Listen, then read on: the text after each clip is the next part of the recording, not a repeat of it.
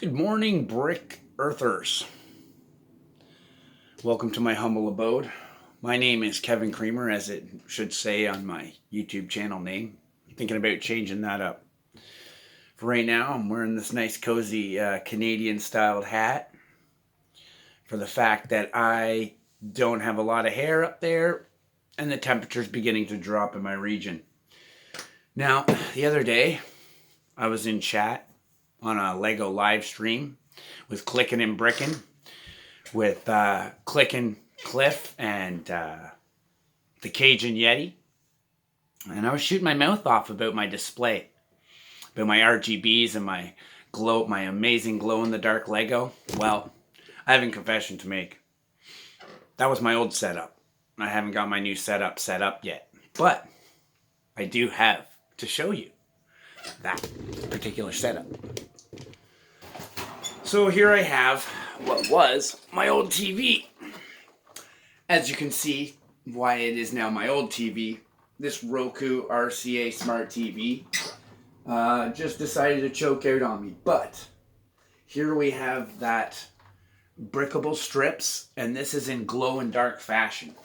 And just to show you how well it works. It doesn't, because it's daytime. But the point is this works really well on my TV, and I had my RBGs all plastered up along this edge so that, I had my figures standing up here and a dinosaur chasing Emmett, and with the RGBs flashing, it made really nice silhouettes when I was watching TV at bedtime and watching live Lego streams. But yeah, this super smart TV is no longer a TV anymore, and it is about to be a awesome Lego display. When I get my new setup set up, it's going to be a 19-inch monitor. I didn't think that would be very spectacular to show off.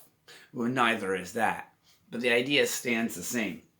The glow-in-the-dark tape sticks pretty well on a clean surface, not on a wall that hands have been touching or where greasy fingers have touched. But on the 19-inch monitor, the one I handled to put in place and didn't dust off, the Lego tape fell all off it, so I have to kind of get new stuff or clean it off and put it back on. But I do have a really neat Lego display to show you. There's one on the wall over here that I've been working on for quite a while. Just to rotate you around. That there's some Batman stuff I've been working on, and of course the succulents that my roommate does, and there's a shelf that they've put together with some stuff. But over here on this far wall, I made this little display. Now if I take the hat off the light, you'll be able to get a little better. And I can show you this. If I can just get this phone out of here. Now, I'm actually fairly proud of this one. So I put together this frame, I put together all that ribbing, and I've got a poster off the internet to put in behind there for all my Marvel characters. And I started just going crazy. I got a couple to put in there, like the guy with the globe on his head, the newest one from Spider-Man. He's still got to go up in there. Mysterio. But I mean, I got a bunch of randos and everything else. I'm kind of proud of that one that I put together myself. And then coming across the room this way, as I trip on broken TV, I can show you what I have set up so far. I got my Lego movie figs here underneath the light, and a picture an artist made me, and of course the Batman stuff. That was really cool. So got the DVDs, and I've done up a Ferrero Rocher chocolate case with my Batman figs. Of course, some of them have been taken out to be played with, because why not? And then over here I got my work in progress display.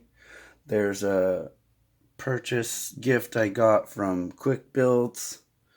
Mostly Star Wars on this one shelf. And then here's my group of mechs. You got everything from Exo-Force to Ninjago, Spider-Man, Iron Man, whatever that steampunk thing is. Up here you got these like monster dudes, which it appears that one of them has fallen because his leg doesn't stand up. Oh, crabby. Pieces de la Resistance. A lot of Star Wars stuff in the Ziplocs to keep the dust off it and because of moving. And in this corner, we got the music room. FYI, drums, Lego. I'm lucky there's not more Lego on the floor, but that's not from the drums. So in short, this is just a tiny little video to give Yeti and Cliff some clarity. I am a very avid Lego collector. I'm just not the greatest at producing content. But when I start producing content, they'll probably be the first ones to know. My big dream for YouTube is to one day join along amongst the ranks of the greats, the Lego live stream community, and get my 8 and 12 hour streams going. Maybe throw in a little drum play. I'm not too good at. But I've been collecting Lego since 1989. I was born in 83. And I did take a hiatus through high school for, girls. And then after college there, I decided to get back into Lego. I quit smoking cigarettes and put all that money into bricks. When I was 15, I got my first job so that I could buy Lego sets by myself. My parents were like, you get a job, you can buy your own Lego. I went, show me where to sign up. When I was 18, they started asking me when I was going to stop collecting Lego. And I said, I think I'll look for a new place to live if that's the way it's going to be. And here we are. 20 plus years later, and got my own place, got roommates, and luckily enough, said roommates were like, hey, we have an extra bedroom. Why don't we make that into a Lego room? And who wouldn't want to agree with that? So, this is technically my workstation that I haven't done enough work at lately. I've just been too busy watching and playing. But, I've got tons of, what are these, droid fodder, I guess you could call it, for when you're doing your droid battles and you don't want to break apart every figure. Sub it in for a broken one. It's half a droid.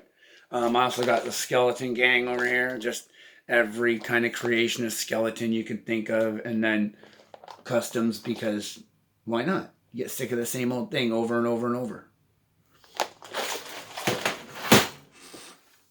Some of my favorite sets are not in this room.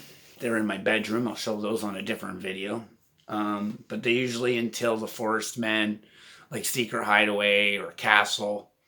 The Egyptian sets were really up my alley back then, although when I was growing up, I couldn't afford any of those good, nice sets that I liked. I could only afford the cheap space sets, like Blacktron and M-Tron and all that stuff. So I have quite the vast collection, and I'm not really into the space or the town so much anymore as I was as a child, and I'm only into the superhero now because it replaces a lot of the action figures I used to collect growing up, and I find action figures $30, $40, $50, $60 for these really awesome action figures that we couldn't have back in the day.